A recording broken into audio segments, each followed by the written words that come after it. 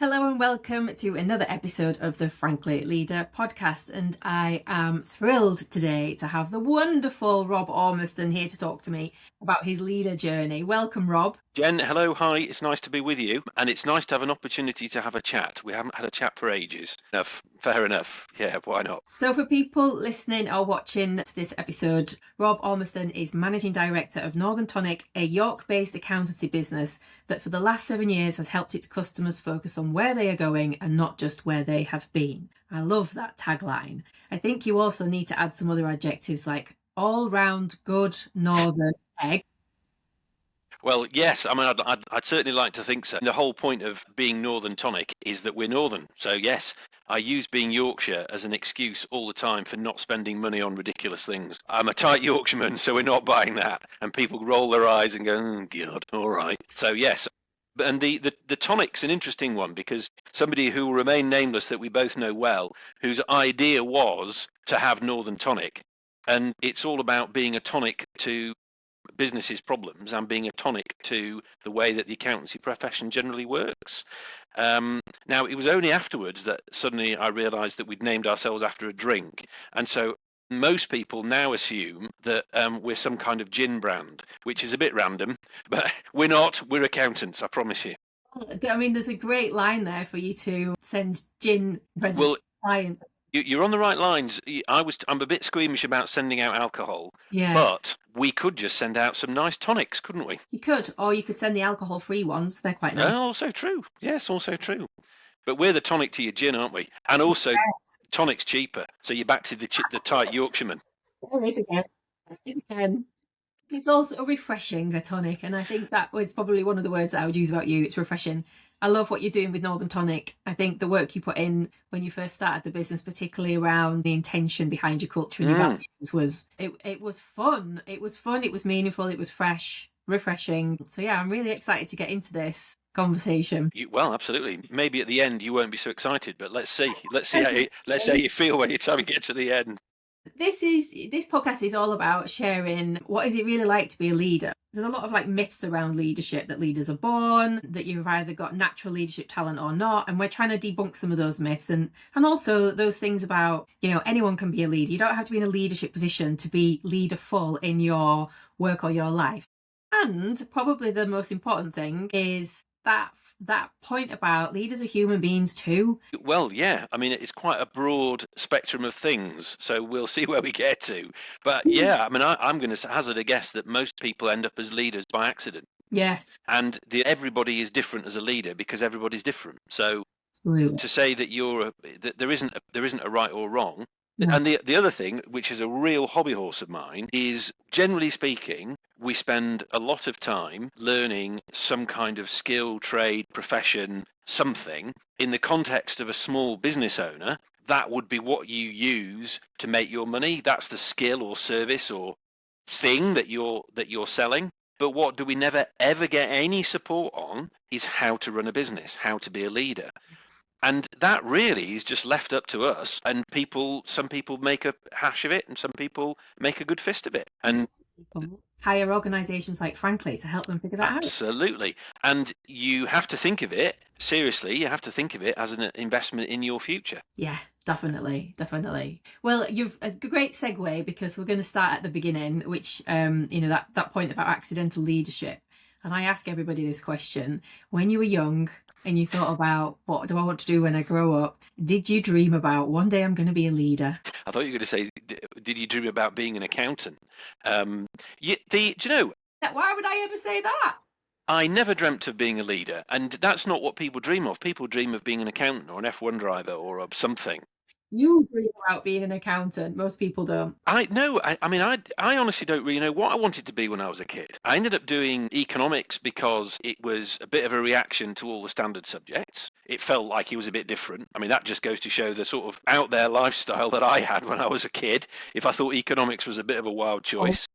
But anyway, that's why I did it. And then I ended up going through the milk round when it was still a thing. All those youngsters out there won't even know what the milk round is. And I end up falling into accountancy. And there was no particular plan, but it was only really at that point that I then realised that that was a way into business.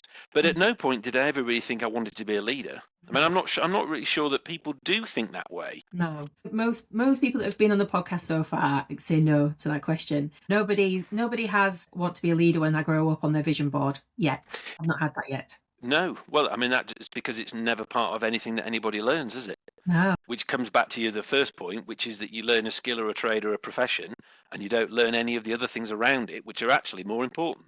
And Yeah. to be fair, most of it's to do with how you interact with people anyway. Yes. So much of it about relationships. I mean, especially if you're an accountant. I mean, anybody who's in a service industry, I mean, all we've got is people. We've got people everywhere you look. We've got no machinery. We've just got people.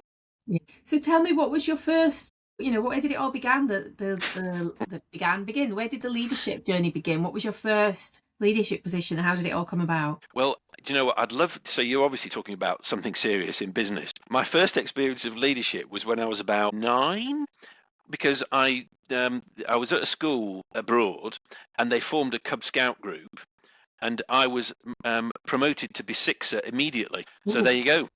I was destined to be in a leadership role from that point. I mean, look, it's absolute nonsense, isn't it? Hey, for those of us that never went to Cubs, because I've got the wrong body for that, what's a sixer? Oh, it's like a patrol leader. It's just a sixer was 6 cubs. I think it was 5 cubs plus a sixer.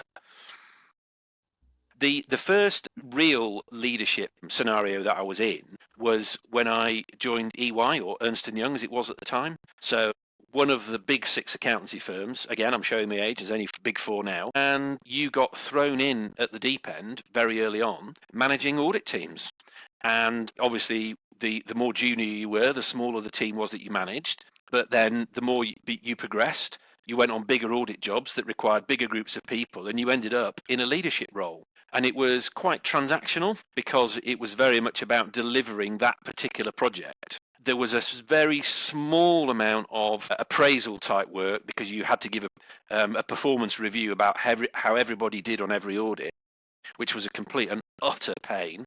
But anyway, the sort of the raw ingredients of it were there, I suppose. But I have to say that whilst it was a fairly wild experience in many ways, looking back on it, I was so lucky to have started there, because their investment in their people was extraordinary. And it wasn't just technical. I mean, obviously they were trying to get accountants through exams and all that jazz, but they were trying to get people who would be future managers and leaders in their organization. So there was management development programs coming out of your ears. I mean, you couldn't move for that sort of stuff. Now, actually, to be in that sort of organization was an amazing place to start. Yeah, incredible. Like, I was just thinking how resourceful for you that you ended up at a big firm like EY that had the wherewithal to understand the value of putting people through, developmental programs, and the money and the funds to be able to do it, and that you kind of like professionally grew up in that kind of quite sophisticated, well-organized, well-oiled machine. Yeah, I mean, it gives you an expectation about how you should organise things, I suppose. Yeah. But I mean, it's also quite incredible. So it was 93 that I joined them. Yeah, I qualified in 96 for 3 years. So 93. And there was still liquid lunches going on. There was still a partner who smoked in one of the offices. I knew you were going to say that. And I've only ever had that experience for 1 year, and then that was it, never again. So liquid lunches completely gone. It was all smoke-free buildings and blah blah blah. But yeah, I mean, there was all manner of carry-on tolerated, which would not be tolerated now, and that's only in my career, which is not very long, really. You're talking 25 years, aren't you? Yes. All right, is that long then? But it doesn't feel long to me. I feel like I've got a lot more to do. You're the mathematician. You say again? Well, yeah. I mean, I round everything. If you ask my mother, she'll tell you that I can't add up, which I probably shouldn't admit on this in public about an accountant. But anyway, so yeah, the upshot of all of that was it was a very, very amazing formative years. I suppose their shame. I didn't want to stay in audit, and I left as soon as I could.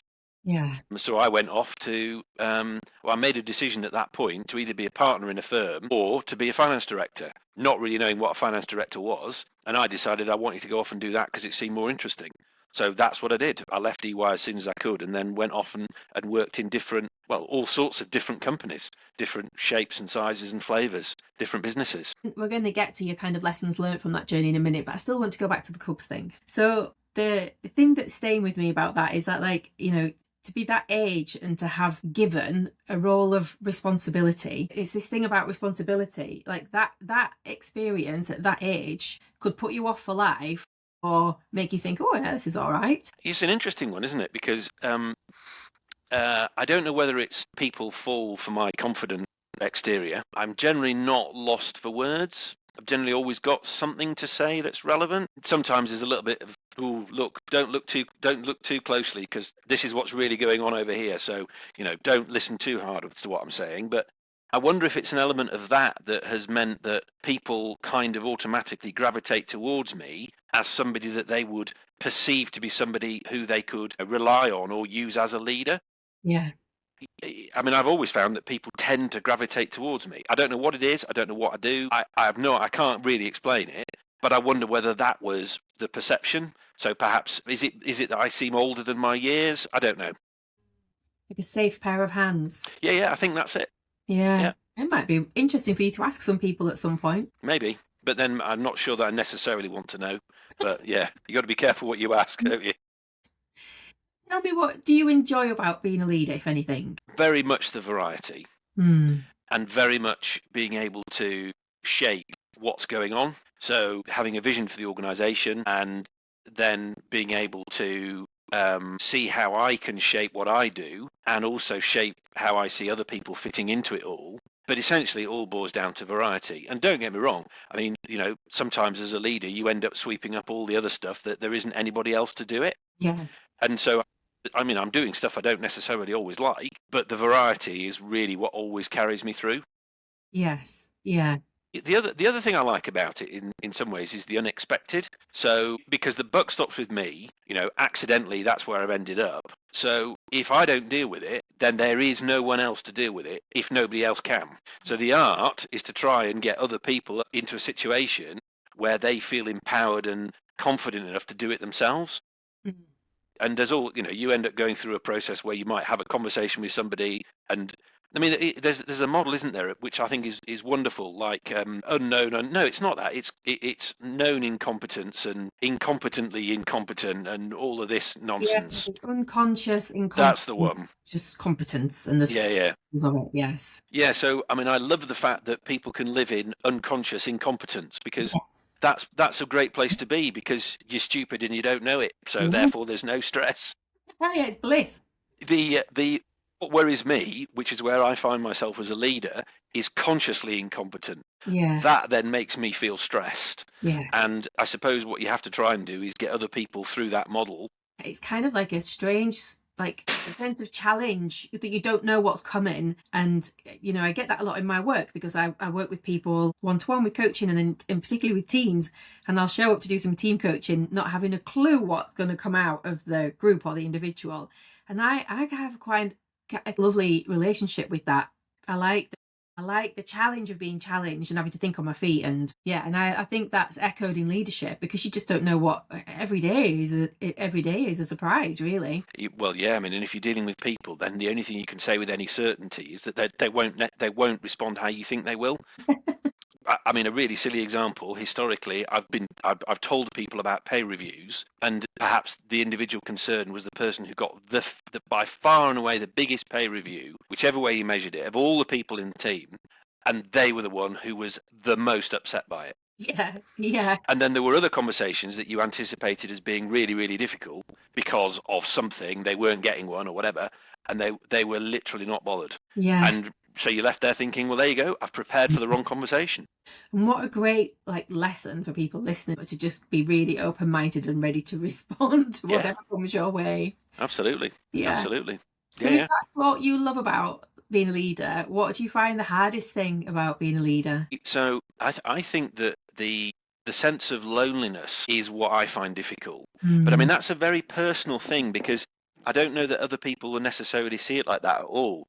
I mean, if I'm under pressure, then I will default to, I need to do it all, I need to come up with all the answers, and I've got to be the person that just makes the change and delivers it. And therefore, that's what breeds for me a sense of loneliness, because then I feel isolated, I feel like the stress is all mine. And there's an adage there, isn't there? A problem shared is a problem halved. Now, personally, I think there's a variation on that, which is a trouble shared is a trouble doubled, but it depends who you tell, doesn't it, as to whether it helps or not. Yeah. But the idea of sharing, I mean, again, I don't know whether that's a man thing. I don't know whether it's an Ormiston male thing. Look, it is. Whatever it is, it's just me. So I end up in a situation where I feel isolated on my own. And that, for me, is probably the most difficult thing. Yeah. And I want to say to you, you are absolutely not on your own, because 99% of the people that I've interviewed so far, this is season 3, have talked about the loneliness of being a leader in maybe slightly different nuanced contexts. But yeah, it's a really big thing, a really big thing. It surprised me actually how many people have been willing to talk about it as well. The other side of that is, so one of the most pivotal moments for me in the development of Northern Tonic was ending up with a guy called Sam in my organisation, Sam Cotton. He was in one of the organisations that I bought when I was assembling Northern Tonic, and he was described to me as somebody who would be quite happy to sit in the corner. He's a bookkeeper by profession, but don't read anything into that, because in the same way that I'm not a stereotypical accountant, he's not a stereotypical bookkeeper. Anyway, he was described to me as this person who would be very happy to keep on doing his thing, sit in the corner. So he is now my fellow shareholder and director, and I mean, his rise through the organisation, I suppose you'd look at it and think, well, it's stratospheric, but it hasn't really felt like that. The first thing that I thought was he was part qualified in his accountancy exams, and I just asked him what he thought he might do about them. And then the next thing I knew, and it felt like it had come out of the blue, he said to me, oh yeah, so can I have some time off, Rob? I've got my exams to finish. So he'd gone off and he'd done it all himself, and that was that. And before you knew it, he was qualified. And I was thinking, well, hang on a minute. This doesn't strike me as this person who was sold to me as somebody who would sit in the corner and do their own thing. There's a lot more about him than that. And so I was really, really fortunate to end up in a situation where this guy happened to be in the business. But what's not lucky is the fact that you have recognised what he can do, and you've supported him and helped him and given him challenge, stroke support, stroke opportunity, stroke whatever it is, I don't know. And we've ended up with this person who is absolutely pivotal. I mean, I suppose we are fortunate in that we could sort of cover things off. So in very reductionist terms, I'm the mouth and he's the person that gets things done. If you sort of go a little bit deeper, maybe you could say that he's the person he covers off my blind spots, which are typically, I'm not a completer finisher, I'm not particularly detail focused, I don't particularly like following process. Now, they're not great traits if you're an accountant. But anyway, he does all of that in spades. He challenges me. He asks really awkward questions. But perhaps the bit that he's not so good at, and it'll come with time, it's only a question of experience, he's not so good at necessarily with the blue sky thinking. So I'll pop up and say, well, what we could do with this customer is X, Y, Z. And, oh, by the way, there's them over there, and we could go and talk to them. And then we can roll it all up like this. And then, oh, wow, we've got this big thing. And he's like, oh, yeah, okay, I hadn't thought of that. But then, of course, he's the one that goes to do it, because if it's left to me, it's a good idea and that's where it stays. Yeah, I mean, this bit about loneliness, or for me, you have to get a team together. Yes. You can't do it on your own. If you do want to scale, for whatever crazy reason, you have to get some people to go along with you, because you just can't do it on your own. It's just impossible. Yeah.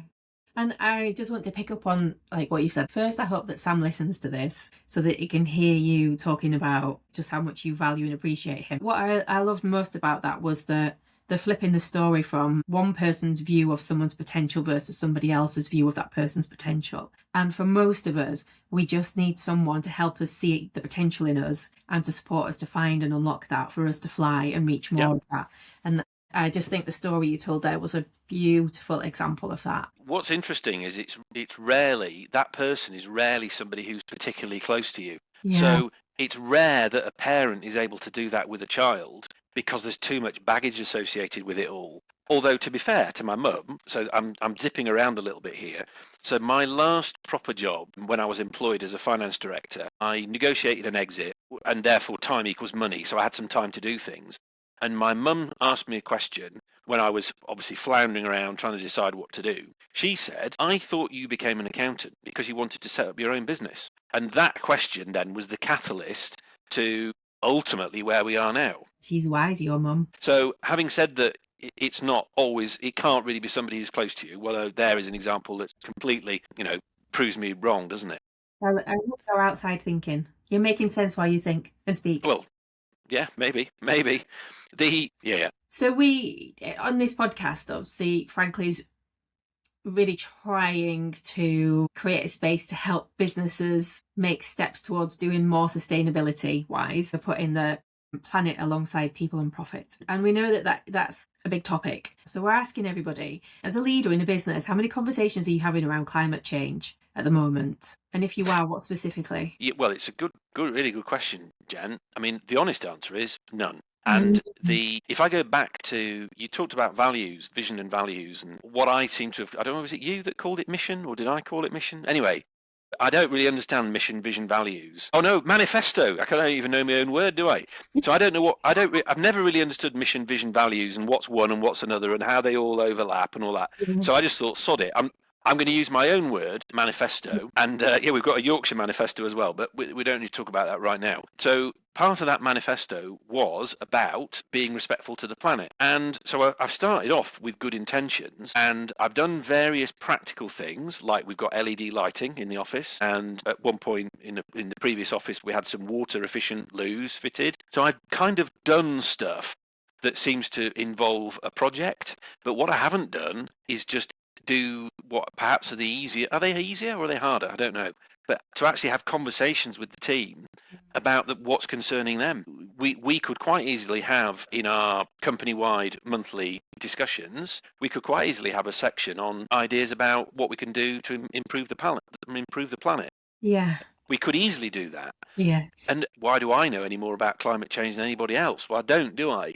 And just because I'm the leader, the only thing I can do is facilitate the conversation. Comes back to the same point that we talked about before. I mean, I shouldn't feel that I'm the only person that knows the answers. And in this particular case, it's blindingly obvious that I don't know what the answers are. Yeah, I think you make a really good point here. And you'll know from our previous conversations, I'm a big advocate for, leaders take on a lot of responsibility to make decisions on behalf of their people, but people generally want to be involved. Yeah. And when you get your people involved in some of those decisions, particularly around culture, value, purpose, mission, like they'll feel like a little bit of them has been invested in those decisions, and they're more likely to want to then see it through because they're in it with you rather than they're just being told to do something. Yeah, I really like that idea. I mean, one of the things that I do find difficult about it is that the whole picture seems so confused. And I mean, it doesn't help that you've got Muppets like Trump coming on saying, well, it's clearly not right. I mean, so the trouble is that depending on who people believe, well, it's not that the picture becomes totally muddy. And even if you are able to filter out what would appear to be the patently ridiculous deniers, I mean, you'd like to think that the fact that there's enormous snow on is it the eastern seaboard or the western? Anyway, whichever side it's on, they're measuring their snowfall in feet, not centimetres, which is what we normally do in Leeds. You'd have thought that somebody might have actually thought, hang on a minute, something is a bit odd happening here, but whatever, maybe that's just me. So, but how do you cut through the mud? How do you actually know what to do for the best? Should we be, well, I'm back to projects again. Should we be fitting electric charging points outside the office? Is that the right thing to do? Should we be encouraging our people to get involved in projects to help? But what would those projects be? How would they help? I mean, is it practical support? Is it intellectual support? Is it fundraising? Is it trying to apply pressure? Is it lobbying? What actually is the most useful thing that we could do? I'm more just trying to express my frustration about what do we do? How I feel stuck. Yeah, it's an overwhelming area. And I think the first question is like, what do we actually have control and influence over? True. That also aligns with the kind of vision and purpose, mission, manifesto in your case, we have as an organisation. And if we want to step into taking a more proactive, responsible role, what would be meaningful for us as a group of people to come together to do? I think the more aligned to a vision you can make it, and the more easy and fun we can make it, like it's important work, but it doesn't have to be all serious. It can be fun too. I think you could do any one of those things, but I think you're speaking to a theme that I hear a lot from leaders, which is it's overwhelming and it's not clear where to start. So in that same vein, and thinking about, what's the stuff that gets in the way from your perspective, and maybe from what you hear your clients as well, like what do you think gets in the way of businesses taking more action? I am going to say that there'll be some common themes, like people will say they haven't got time. People will say they haven't got enough money. I think that the lot of a small business owner, which, let's face it, that's the world that you, me, and most of my customers are operating in. Generally, they are really, really time poor, and they are. There's a massive list of things on the to-do list to do. There is probably some stress going on, probably a bit of overwhelm and burnout going on, and that's before they've even started to think about climate change.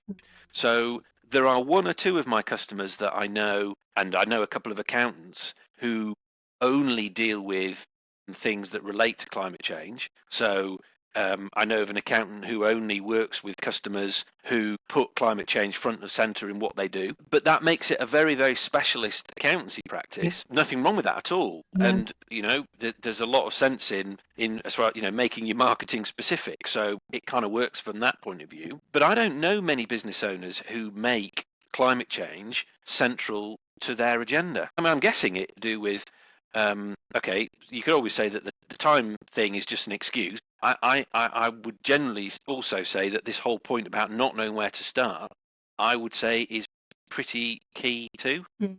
Yeah. Yeah, and I guess it's who you're rubbing shoulders with as well, isn't it? I think I am lucky, and maybe with some of my climate commission work as well that I do as a volunteer, I do hear examples of organisations locally that are really trying to put planet front and centre in their businesses. And it's good to have those examples, isn't it, of what other people have done so that you can take inspiration. Yeah. With all of that in mind around the future that's coming and climate change, what are those skills that you think leaders need to be really refining and having their toolkit so that they've got the capacity and capability to navigate these tricky problems? So I'm going to interpret your question as general issues about leadership as opposed to specifically relating to climate change. Yeah. And because I would say that the themes are common. So I think that there are a few points here. First of all, you have to be able to delegate, because if you aren't thinking in terms of what needs to be done and who's going to do it, and by the way, it's not me, then unfortunately you will not make progress because you will just drown. So that idea about delegation is so important. I'm going to say you need to be pragmatic, because you've got to be prepared for your idea that you think is the best thing ever, and it's way better than sliced bread. When you actually start talking about it and you're starting to get other people involved, well, first of all, some people may just feel that they can't do it or don't want to do it, or somebody may come up with some better ideas. I also think you have to have a very clear idea about what you're trying to achieve. Mm-hmm. Now, my language would be future focus, future direction, future position. I would make that in terms of financials, because I'm a finance person, so I would always default to that. But it doesn't need to be. It could be number of customers, it could be market reach, it could be number of employees that you've got in your business. But you have to have some sort of plan, route mapped out, so that you know the direction of travel, because otherwise it's really difficult to know whether you're achieving anything if you don't actually know where you were trying to get to in the first place. Yeah. I think the other thing that is really important, and people that know me well will possibly raise a smile at this, considering I've got a reputation of having such a bad sense of humour, but I think having a sense of humour is really important. Yeah. Because you have to see the funny side in things, because otherwise you'll go insane. I mean, a great example of this, and I'll need to be really careful how I put this, because it might offend somebody, but so a random thing popped up on my mobile where I used to get a transcription of all my voice messages. Now it's gone away again now. I don't know why it appeared and why it went. Anyway, whatever, such is Android. But it transcribed some wonderful messages. Oh, wonderful. So I had a call from a Mr. Bastard, which was great. And I'm not going to say any more than that, because I'm not trying to identify anybody, and it's clearly not a reflection on them, but Android thought that it was a Mr. Bastard. Utter gibberish. Now, I used to read these out to colleagues. They probably just thought I was going mental, but it was just a really great way for me just to have a bit of a laugh at something. Yes. And, you get knocks, and you have to be able to see your way through them somehow, because it ain't all going to go your way. And as you started that talking about a sense of humour, the word that popped into my head was sanity. And then you said, you'll go insane if not. And I thought, yes, that's why I was thinking sanity. Yeah. Like, So it's a tough environment to work in to be a leader. So anything that helps you to stay sane yep. is surely a useful thing. So I don't know if you know of the author Douglas Adams. He wrote Yeah. Hitchhiker's Guide to the Galaxy and other books. That so Ronnie Barker and Douglas Adams, that about sums up my sense of humour. Right. No, it's a short quote. All he said was, "Go mad now, save your sanity for later." No, I love that. I love that. And that's really what you're saying, isn't it? Because yeah, you're back to the pragmatism thing again. You just have to be able to roll with it. You do. And we're just coming up to the last two questions. So in every episode, I ask that people being interviewed to tell me the question that they think I'm missing that I should ask. And then I put you on the spot and say, right, well, answer your question then. So your question was, who's the most influential, best or worst leader you have ever worked with, and what made them like that? The best or worst? Well, I mean, obviously, there's two examples. So the best one was he was a finance director. I was a financial controller in the organisation. He was an amazingly bright bloke, but he didn't lord it over anybody. But I mean, intellectually, he could think anybody under the table. And it was an extremely challenging place to be because there was an absolutely ton of stuff to do, really, really high volume. And it was really complex because of the nature of the organization. So he spent time building a really strong team ethos. He was really clear about what his expectations were. He was really clear about whether you'd done a good job or a bad job, but not in a nasty way. Mm. And he was really clear about the direction of travel for what he was trying to achieve. So therefore, it meant it was quite easy to slot in, and he was also prepared to invest in the team, developing skills, external courses. It was in a relatively large organization, not quite like EY, but it now probably is about as big as that. But anyway, so there was a budget to actually invest in things like management development programs and that kind of stuff. So there was a lot of that going on. But the essence of it was that he really valued the people, and he didn't necessarily always get it right, and he didn't necessarily always show it, and sometimes he was a bit short, and sometimes he had a bad day and all of that, but most of the time you knew that he valued you. And I think that's what it boiled down to. Yeah. Now, interestingly, the worst is pretty much the polar opposite of that. Right. So I'll sum it up by saying I was made redundant from there. Thank God for that. So I spent, I don't know, 12, 18 months, however long it was. I pretty much hated all of it. I was trying to be something that I wasn't. The bloke was a bully. The highlight or the low light was when he described, I wrote this down actually. I mean, oh, that's right, yeah. He called a piece of work that I did total shit to my face. That, he said, is total shit. And that is how you don't give people constructive feedback. Bloody hell. You know, I wish him all the happiness in the world. I fear that he won't be a particularly happy man, but it's not up to me, is it? But yeah, so he was a bully, he was belittling, he was rude, he was unreasonable, and ultimately he didn't value me. Yeah. And that's the difference. So you've got one person who didn't always get it right, but you'd forgive him almost anything, whereas another person didn't get it all right, and I forgave him with nothing. Yeah. Yeah, what a difference. What a difference. And also, I think you end up learning more from the poor quality managers and leaders that you have along the way than you do the ones that are good, because it has such an emotional resonance, like a stickiness that you're like, oh, I'll never create an environment where someone has to feel how I've just felt. Well, yeah, I mean, I hope to God I don't do that. So I am conscious of time. Last question. If you could do any job in the world, what would it be? If I could do any job in the world, what would it be? So if I was able to just go off and wave a magic wand and do something completely different, then I think probably what I would do is something which is all about helping other people develop. So whether that means helping people to develop their skills so that they're able to learn something and then get better prospects in later life, or and whether that's practical, whether it's educational, I think probably that's where I would go, because I think there's probably a bit of teacher in me.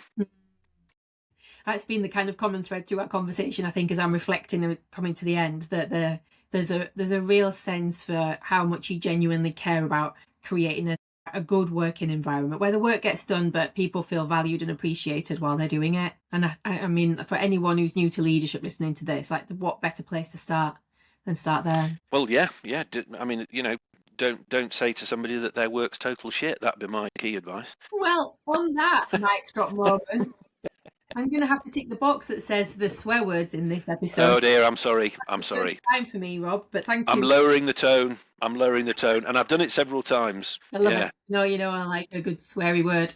I just want to say thank you. Like, I've really enjoyed our conversation. We definitely needed a glass of wine, but I suspect that might have brought about even more swearing. It's been a pleasure talking to you. Thank you for giving up your time for this. And yeah, I look forward to the next time we meet with a glass of wine. All right, super. Thanks, Jen. See you soon. Bye.